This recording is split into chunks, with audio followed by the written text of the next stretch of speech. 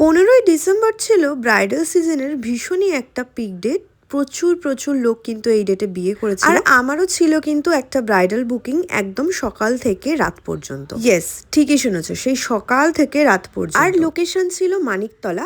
আর এ হচ্ছে আমার photographer bride Urmila. সবার প্রথমে বলি, ওর সাথে আমার পরিচয় কিন্তু আমার ক্লাস ডেমনস্ট্রেশনে মডেল ফটোশুট থেকে। তখন কিন্তু আমি ভাবতেই পারিনি যে উর্মিলাকে বউ সাজলে এতটা মিষ্টি লাগতে পারে।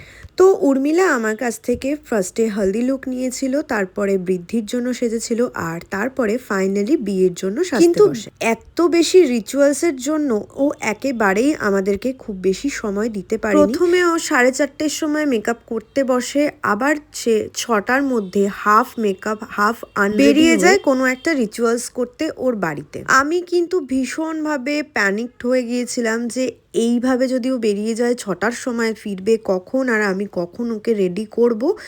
কিন্তু সমস্ত কিছু টাইম মতো হয়ে যায়, আমরা ঠিক প্রপারলি 7:30টার মধ্যে ওকে রেডি করতে পারি। আর উর্মিলা প্রচন্ড কোঅপারেট করেছে আমাদেরকে, এবং সাজানোর পর ওকে এতটাই মিষ্টি লাগছিল, তোমরা ওর রিয়াকশন দেখেই বুঝতে পারবে ওর কতটা পছন্দ হয়েছিল সাজটা। ভালো লাগছে তোমার বন্ধুকে? হ্যাঁ, খুব ভীষণ, প্রত্যেকটা লুক দারুণ হয়েছে। আমাদের বাবা সুন্দর লাগছে, এই জিনিসটা সুন্দর লাগছে।